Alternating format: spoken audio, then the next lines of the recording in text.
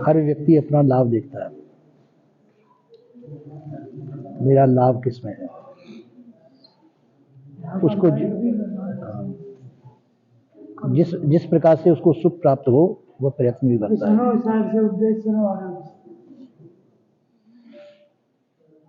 और सुख सबके अलग अलग है। वास्तविक सुख तो एक ही है, पर वैसे मान्यता के सुख अलग अलग प्रकार के हैं। किसी को कुछ अच्छा लगता है, किसी को कुछ अच्छा लगता है, किसी को कुछ अच्छा लगता है, उसमें वो सुख मानते हैं। किसी को खाने में सुख है, किसी को देखने में सुख है, अलग अलग सुख है। और किसी को सब कुछ त्यागने में सुख है, किसी को राग में सुख है, किसी को त्याग में सुख है। तो इसी प्रकार से ज्ञान बोध विचार के द्वारा संत महात्मा ये समझाने की कोशिश करते हैं, राग में सुख मालूम तो पड़ता है पर है नहीं, त्याग में सुख है। तुम्हारे पास कई व्यक्ति हों और तुमको कई चीज मतलब देते हो जिनकी आवश्यकता भी नहीं है, तो तुमको जो ज्यादा देंगे तो वो अच्छा नहीं लगेगा, क्योंकि उसकी आवश्यकता नहीं है। अनावश्यक चीजों का ग्रहण करना भी अशांतिदायक हो जाता है, तो उस समय त्याग में सुख मालूम पड़ेगा कि सब हट जाए। कभी कभी जो है ये महसूस होता है कि सब एक तरफ हो जाए, मेरे को इकल्ला चाहिए, एकांतपन चाहिए, तो वो एकांत रहना पसंद करेगा। और कई कई व्यक्ति कोलाहल को पसंद करता है, कोलाहल होता रहे, खाना बजाना होता रहे, संसार की हलचल उसको पसंद आएगी। इसी प्रकार से अलग अलग व्यक्तित्व होते हैं मनुष्यों के, और जिसको जो पसंद होता है उसको वो करता है। पर संसार का सुख बंधन देने वाला है। मूल बात है, संसार का जो सुख है, संसार के सानिध्य से, संसार के माध्यम से, इंद्रियों के माध्यम से जो सुख प्राप्त होता है वो बंधन देने वाला है, क्योंकि वो अपने आप का सुख नहीं है, वो संसार का सुख है। और संसार कभी अपना नहीं होगा, संसार की चीज कभी अपनी नहीं हो सकती है, छूटने वाली चीज है। शरीर अपना नहीं हो सकता है, और चीज जो अपने मान रखी है वो सुख अपने कैसे हो सकती है। मान्यताओं के जो सुख है वो भी अपने नहीं हो सकते। ये जो सुख छूट सकता है आपसे, जिस सुख का वियोग होगा, वो सुख अपना नहीं है। अपना सुख कौन सा है? जिसका कभी वियोग ना हो, जिसका कभी वियोग नहीं होता वह सुख अपना सुख है, और जिसका वियोग हो जाता है वो सुख अपना नहीं है। तो संसार में संयोग और वियोग ये चलते रहते हैं, इनमें हम सुखी दुखी होते रहते हैं। संत गुरुजन हमको ये बताते हैं कि तुम्हारा सुख तुम्हारे अंदर है, तुम्हारे से बाहर के माध्यम से, किसी माध्यम से जो सुख प्राप्त होता है वो दुखदायी होगा, क्यों? माध्यम सब पराये हैं, आपके नहीं। माध्यम सब संसार के हैं, शरीर भी संसार का है। तो किसी माध्यम से जो सुख महसूस होता है वो पराया है, वो छूटेगा एक दिन, उसमें दुख का कारण बनेगा। और जो बिना किसी माध्यम के आपका अपना ही सुख है, उसका संयोग वियोग नहीं होता,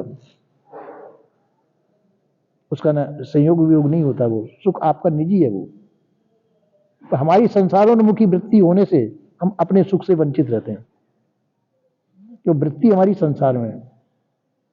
कहा है, वृत्ति फंसी संसार में, चाहते पड़ गए वो दूर, सूत बांध स्थिर करो ताते पैरजूल, आटो पैरजूल। तो हमारी वृत्तियां संसार में फंसी हुई हैं, इसलिए संसार में हम सुख देखते हैं जो नहीं है। तो संसार में वृत्ति फंसी हुई, संसार में हम सुख देखेंगे तो हम अपने आप से वंचित हैं।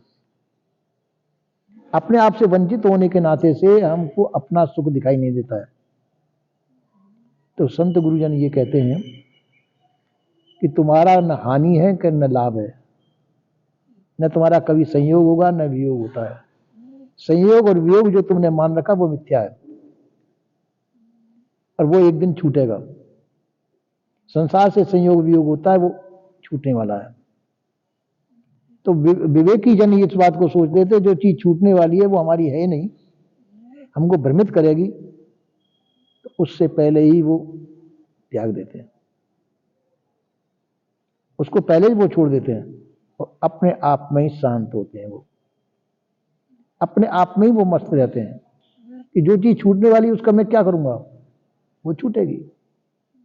आपको मान लो किसी ने धन दे दिया, कितना भी दे दिया, राजपाट दे दिया, तो वो छूटेगा कि नहीं?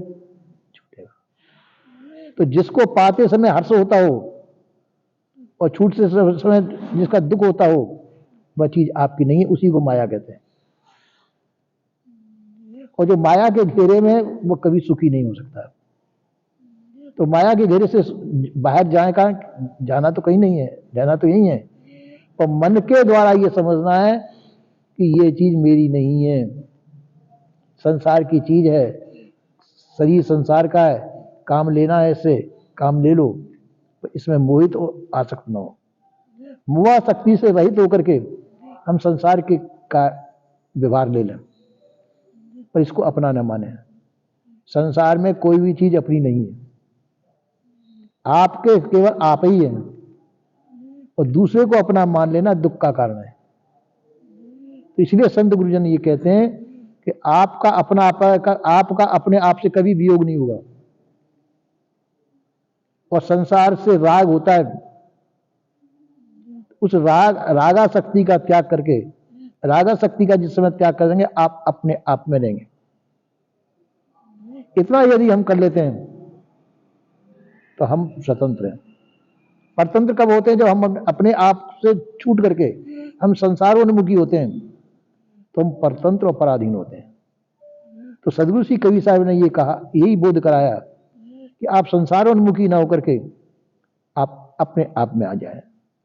संसार को हटा दीजिए अपने चित्त से, आप स्वतंत्र हो जाएंगे।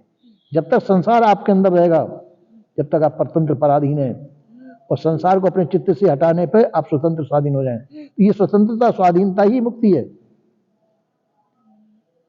किसी प्रकार की स्वतंत्रता स्वाधीनता ही आपकी मुक्ति है। सभी प्रकार के रागासक्ति का त्याग कर दें।